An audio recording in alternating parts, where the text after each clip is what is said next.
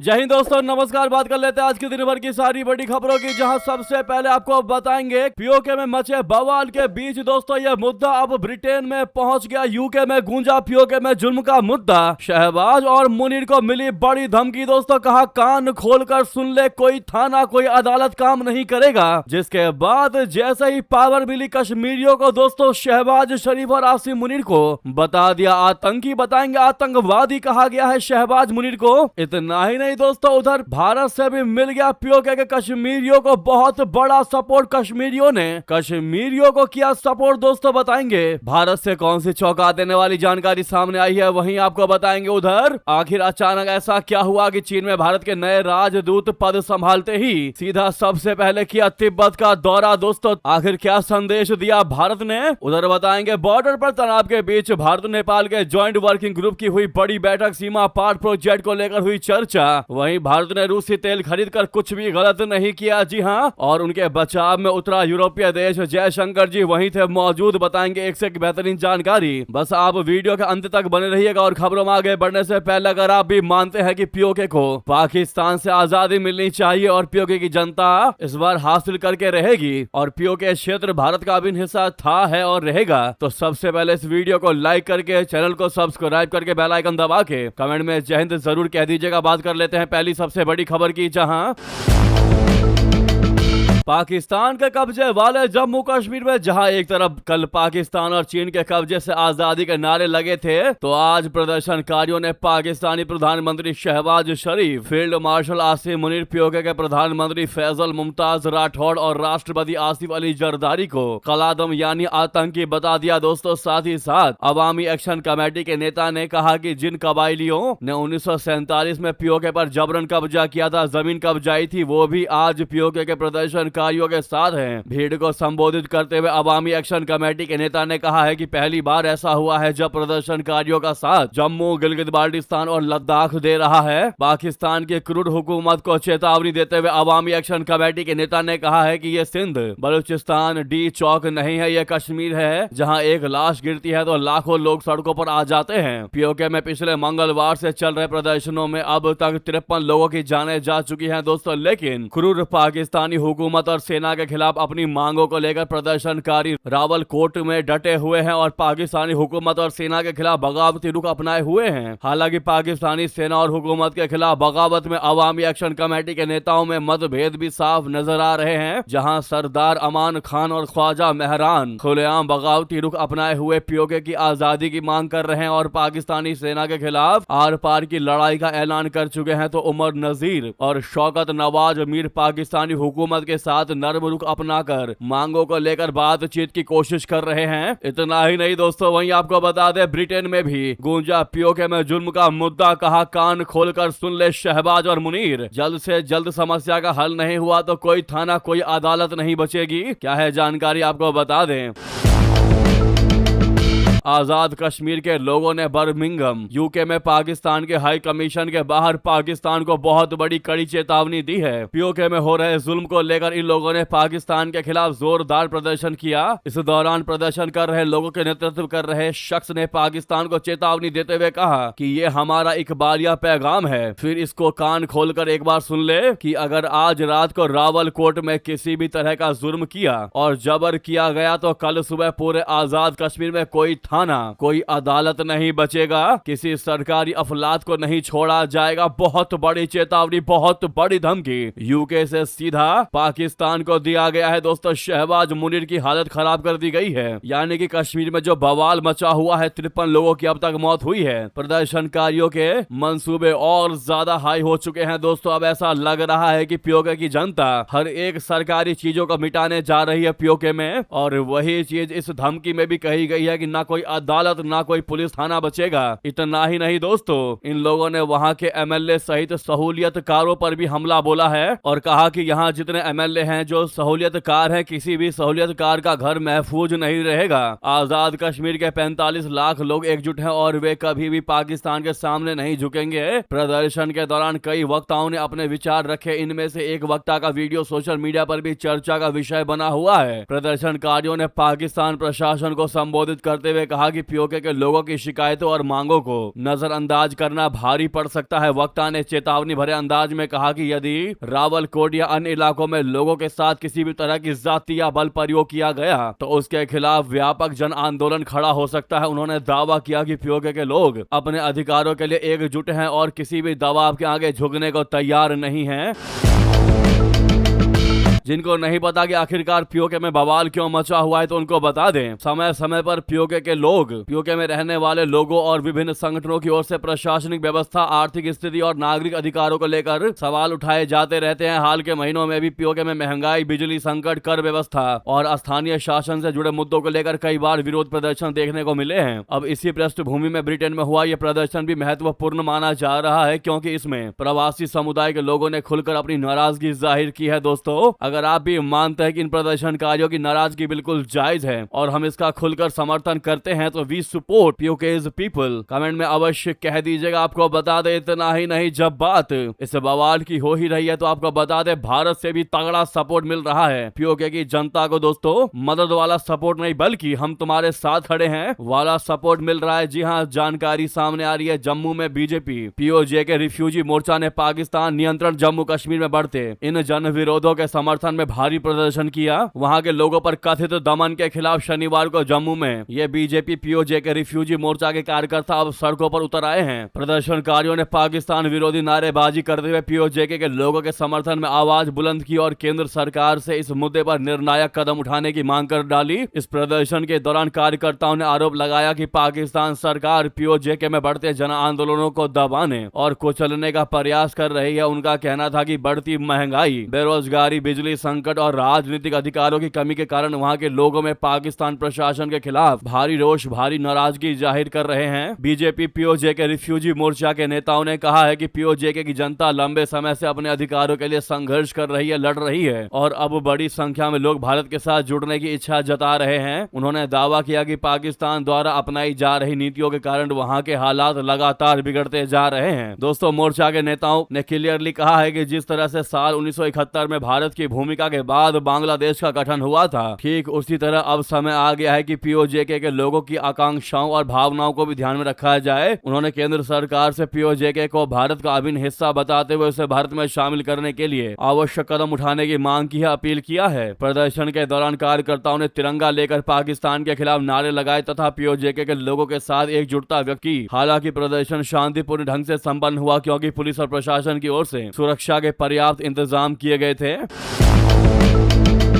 वाकई में दोस्तों, क्या आपको नहीं लगता कि अभी लोहा गर्म है और भारत को हथौड़ा मार देना चाहिए? यानी पीओके की जनता में आग है। बस एक बार अगर भारत की सरकार सपोर्ट कर दे और कह दे कि हम पीओके की जनता का खुला समर्थन करते हैं और अगर पीओके की जनता हमारे साथ जुड़ना चाह रही है तो उनका मोस्ट वेलकम है। अगर एक बार ये बयान जारी हो जाए तो क्या आपको नहीं लगता दोस्तों कि पीओके की जनता को बहुत बड़ा सपोर्ट मिल जाएगा और जो हवा और जो आग शहबाज और मुनीर के खिलाफ चल रही है वहां पर, उसमें एक मुद्दा और जुड़ जाएगा कि पीओके की जनता साफ कहने लगे कि हम भारत के साथ जा रहे हैं, जिसके बाद शहबाज और मुनीर की हालत खराब हो जाएगी। क्या है आपकी राय दोस्तों? क्या ऐसा बयान जारी करना चाहिए? क्या भारत को इस गर्म लोहे पर हथौड़ा मार देना चाहिए? देखते हैं क्या कहते हैं आप लोग दोस्तों। रिक्वेस्ट है भारी मात्रा में कमेंट करके बताइएगा, एंड वी सपोर्ट पीओके जनता या हम पीओके की जनता के आंदोलन का सपोर्ट करते हैं। कमेंट में लिखकर अवश्य बताइएगा। और साथ में सबसे बड़ा रिक्वेस्ट यही है जो हम हर बार कहते हैं कि अभी तक इस वीडियो को लाइक नहीं किया तो लाइक सबसे पहले करिएगा दोस्तों, ताकि आपके इस लाइक से ये वीडियो शायद पीओके की जनता तक भी पहुंच जाए, ताकि उनको पता चल सके कि भारत का भी खुला समर्थन है उनकी जनता को, पीओके के लोगों को। तो सबसे पहले वीडियो को लाइक करिएगा जो भी इस खबर को देख रहे हैं। दोस्तों, अब बात कर लेते हैं अगली सबसे बड़ी खबर की, जहां चीन में भारत के नए राजदूत विक्रम दोराईस्वामी ने अपना कार्यकाल संभालने के 1 महीने के भीतर ही तिब्बत का अपना पहला दौरा कर दिया। दोस्तों, दोराईस्वामी बीते गुरुवार 11 जून को तिब्बत स्वायत्त क्षेत्र की राजधानी ल्हासा पहुंचे। चीनी भाषा बोलने में सक्षम दोराईस्वामी ने पिछले महीने ही बीजिंग में अपना पद संभाला था। भारतीय दूतावास ने बताया कि यह दौरान कैलाश पर्वत और मानसरोवर झील की यात्रा पर जाने वाले भारतीय तीर्थ यात्रियों के लिए व्यवस्थाओं का जायजा लेने के लिए था, लेकिन ये दोनों एशियाई पड़ोसियों के बीच बेहतर होते रिश्तों का नया संकेत है। दोस्तों, मई में बीजिंग स्थित भारतीय दूतावास के प्रमुख का पद संभालने के बाद उसे दोराईस्वामी का चीन की राजधानी से बाहर पहला दौरा था। दोराईस्वामी को चीन की जिम्मेदारी ऐसे समय में दी गई है जब दुनिया की दो सबसे अधिक आबादी रखने वाले दोनों पड़ोसी अपनी द्विपक्षीय संबंधों को फिर से बेहतर करने का प्रयास कर रहे हैं। हालांकि ये किसी भारतीय राजदूत का पहला दौरा नहीं है दोस्तों, इस तरह के दौरे पहले भी हो चुके हैं, लेकिन सीमा पर तनाव के चलते इस दशक में ऐसी यात्राएं बहुत कम देखने को मिली। साल 2020 में गलवान घाटी में सैनिकों की हिंसक झड़प के बाद दोनों देशों के रिश्ते निचले स्तर पर पहुंच गए थे। संबंधों को सुधारने की कोशिश के तहत चीन ने पिछले साल 5 साल के बाद तिब्बत जाने का रास्ता फिर से खोल दिया। दोराईस्वामी से पहले बीजिंग में भारतीय राजदूत प्रदीप कुमार रावत ने पिछले साल जून तिब्बत में 8 दिन बिताए थे और तीर्थ यात्रियों के लिए सुविधाओं का जायजा लिया था। हालांकि इस बार की यात्रा क्षेत्रीय भू राजनीति की वजह से चर्चा में है। भारत और चीन ने इस साल लिपुलेख दर्रे से यह यात्रा खोलने का फैसला किया है। इस क्षेत्र पर नेपाल अपना दावा करता है और घोषणा के बाद उसने औपचारिक विरोध दर्ज कराया था। भारतीय राजदूत का तिब्बत दौरा दोस्तों ऐसे समय में हो रहा है जब बीजिंग और नई दिल्ली सीमा पर तनाव कम करने को लेकर बातचीत कर रहे हैं। 2 हफ्ते पहले चीन और भारत ने बीजिंग में सीमा मामलों पर बातचीत और समन्वय के लिए द्विपक्षीय कार्यतंत्र के तहत बातचीत का नवीनतम दौर आयोजित किया था। चीन की तरफ से बयान में कहा गया कि दोनों पक्षों ने सीमावर्ती इलाकों में लगातार शांति और स्थिरता बनाए रखने के प्रति समर्थन जताया है। तो दोस्तों, वहीं आपको बता दें, बॉर्डर पर तनाव के बीच भारत नेपाल के जॉइंट वर्किंग ग्रुप की हुई बड़ी बैठक, सीमा पार प्रोजेक्ट को लेकर चर्चा। दोस्तों, भारत और बांग्लादेश में सीमा मुद्दे को लेकर हालिया तनाव के बीच दोनों देशों के अधिकारियों ने JWG यानी जॉइंट वर्किंग ग्रुप और 10वीं प्रोजेक्ट स्टीयरिंग कमेटी यानी PSC की बैठक की है। नेपाल में भारतीय दूतावास ने बताया कि यह बैठक 11 से 12 जून को की गई है। इसका मकसद सीमा पार रेलवे लिंक के काम की समीक्षा करना था। दोनों पक्षों ने भारत और नेपाल के बीच चल रही जयनगर, बीजलपुरा, बर्दी, बास और Jogbani, Biratnagar broad gauge railway लाइनों के काम पर चर्चा की। इन लाइनों का निर्माण भारत सरकार के अनुदान की मदद से बनाई जा रही है। काठमांडू स्थित भारतीय दूतावास ने बयान में बताया कि जनकपुर अयोध्या सेक्शन पर पैसेंजर ट्रेन सर्विस शुरू करने के लिए standard operating procedure Raxaul Kathmandu broad gauge railway link की final location survey report, east west railway link के लिए टेक्निकल सपोर्ट और अतिरिक्त रेलवे लिंक पर भी चर्चा हुई। दोस्तों, आपको बता दें कि यह बैठक ऐसे समय में हुई है जब सीमा पर तनाव है। इसी सप्ताह बुधवार को नेपाली विदेश मंत्री शिशिर खनाल ने संसद को बताया कि भारत नेपाल के बीच सीमा पार जमी पर कब्जे के मुद्दे को एक संयुक्त कार्य समूह JWG ने देखा। खनाल ने बताया कि सीमा प्रबंधन पर Nepal Bharat joint working group की अगली बैठक अगस्त में भारत में होगी। जी हां, खनाल ने कहा कि तकनीकी टीमों ने पाया है कि कुछ जगहों पर नेपाली पक्ष द्वारा कब्जे में ली गई और इस्तेमाल की जा रही जमीन असल में भारतीय क्षेत्र में हो सकती है, जबकि भारतीय पक्ष के कब्जे वाली जमीन नेपाली क्षेत्र में हो सकती है। उन्होंने कहा कि प्रधानमंत्री का बयान इन्हीं तकनीकी पक्षों से संबंधित था जो बालेंद्र शाह ने कहा था कि हमने भी कहीं ना कहीं भारतीय जमीन को कब्जाया है। पर आपका क्या कथन है दोस्तों, क्या है राय, जरूर कमेंट करके बताइएगा। उधर आपको बता दें, भारत ने रूसी तेल खरीदकर कुछ भी गलत नहीं किया। जी हां, बचाव में उतरा यूरोपीय देश। जयशंकर जी के सामने की बात, दरअसल रशिया यूक्रेन युद्ध के बीच रूस से कच्चा तेल खरीदने के मुद्दे पर भारत को एक यूरोपीय देश का अप्रत्याशित समर्थन मिला है। फिनलैंड की विदेश मंत्री अलीना वाल्टोनन ने रूसी तेल खरीदने पर भारत का बचाव किया है। उन्होंने स्पष्ट किया है कि भारत ने पश्चिमी देशों द्वारा तय की गई मूल्य सीमा यानी प्राइस कैप के दायरे में ही तेल की खरीदारी की है। वहीं इस मुद्दे पर भारत के विदेश मंत्री जयशंकर जी ने ऊर्जा सुरक्षा और पश्चिमी देशों के दोहरे रवैये को लेकर आलोचकों को करारा जवाब दिया है। ये चर्चा फिनलैंड में आयोजित कुल तारांता वार्ता के एक पैनल डिस्कशन के दौरान हुई। इस कार्यक्रम में जयशंकर जी, फिनलैंड की विदेश मंत्री अलीना वाल्टोनन और यूएई की सहायक विदेश मंत्री लाना नूजीबेह शामिल थी। दोस्तों, अलीना वाल्टोनन ने साफ कहा कि पश्चिमी देशों के प्राइस कैप तंत्र का मकसद कभी भी रूस की कच्चे तेल की खरीद को पूरी तरह से रोकना नहीं था। वाल्टोनन ने कहा कि भारत के बचाव में यह कहना चाहूंगी कि उसने प्राइस कैप के तहत तेल खरीदा है और हमारा इरादा भी यही था। उन्होंने आगे कहा कि जब हमने तेल की कीमतों पर प्राइस कैप लागू की थी तो हमने दुनिया को रूसी तेल खरीदने से नहीं रोका था। इसका पूरा विचार तेल बाजार को बाधित करना नहीं था, बल्कि यह सुनिश्चित करना था कि तेल की आपूर्ति जारी रहे और रूस इससे भारी मुनाफा न कमा सके। वहीं इसी कार्यक्रम में विदेश मंत्री जयशंकर जी ने भारत की ऊर्जा नीति का मजबूती से बचाव किया। उन्होंने रूसी तेल की खरीद पर हो रही लगातार आलोचनाओं को सिरे से खारिज कर दिया। जयशंकर जी ने स्पष्ट किया कि ऊर्जा खरीद किसी राजनीतिक झुकाव के बजाय व्यवहारिक कारणों से तय होती है। उन्होंने कहा कि मैं लागत और उपलब्धता के आधार पर तेल खरीदता हूं। जयशंकर जी ने याद दिलाया कि 2022 में रशिया पर प्रतिबंध लगने के बाद वैश्विक ऊर्जा बाजार में भारी बदलाव आया था। यूरोपीय देशों ने मिडिल ईस्ट, जो भारत का पारंपरिक सप्लायर था, उसका तेल खरीदना शुरू कर दिया था। ऐसे में बाजार में जो ज्यादातर तेल उपलब्ध था वो रशिया का था। इसलिए परिस्थितियों ने हमें एक निश्चित दिशा में धकेल दिया। यानी जयशंकर जी ने तगड़े तरीके से जवाब दिया दोस्तों, और इनकी बोलती बंद कर डाली। वहीं आपको बता दें,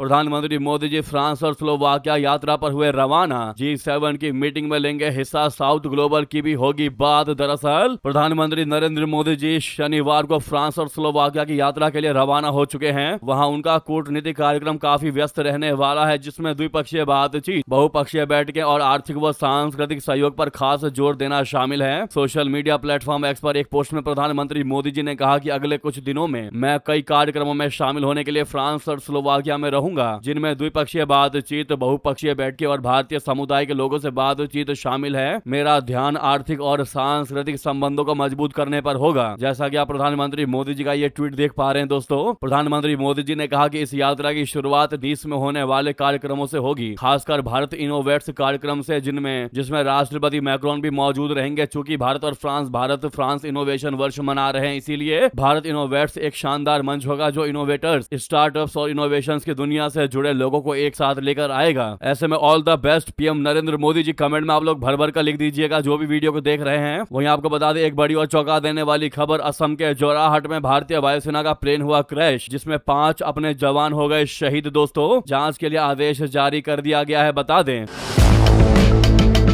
असम के जोरहाट एयरबेस पर भारतीय वायुसेना इंडियन एयरफोर्स का एक एंटोनोव N-32 यानी AN-32 परिवहन विमान क्रैश हो गया है। वायुसेना के अधिकारियों द्वारा दी गई जानकारी के अनुसार इस दर्दनाक हादसे में वायुसेना के 5 बहादुर जवानों ने देश की सेवा में अपना सर्वोच्च बलिदान दिया है। हालांकि दोस्तों, राहत की बात यह है कि विमान के को पायलट इस हादसे में सुरक्षित बच गए हैं। जिन्हें गंभीर चोटें आई हैं, अस्पताल में उनका इलाज जारी है। वायुसेना ने इस हादसे के तुरंत बाद दुर्घटना के सही कारणों का पता लगाने के लिए कोर्ट ऑफ इंक्वायरी के आदेश दे दिए हैं। दोस्तों, शहीद हुए इन 5 जवानों के अगर नाम की बात करें तो स्क्वाड्रन लीडर प्रशांत सिंह, दूसरे flight lieutenant Shubham Kumar, sergeant यानी SGT जितेंद्र शर्मा, अग्निवीर वायु खेमा राम कुमावत और अग्निवीर वायु दानिश आलम, ये 5 जवान थे दोस्तों जो शहीद हो गए हैं। ऐसे में रिक्वेस्ट आप लोगों से श्रद्धांजलि देना बिल्कुल मत भूलिएगा इन भारत के वीर सपूतों को। इसी बीच आपको बता दें, भारतीय सेना को नया बॉस मिल गया दोस्तों। सरकार ने लेफ्टिनेंट जनरल धीरज सेठ को बना दिया चीफ ऑफ आर्मी स्टाफ। जी हां, भारत सरकार ने भारतीय सेना के अगले प्रमुख के नाम का ऐलान कर दिया है। लेफ्टिनेंट जनरल धीरज सेठ जी को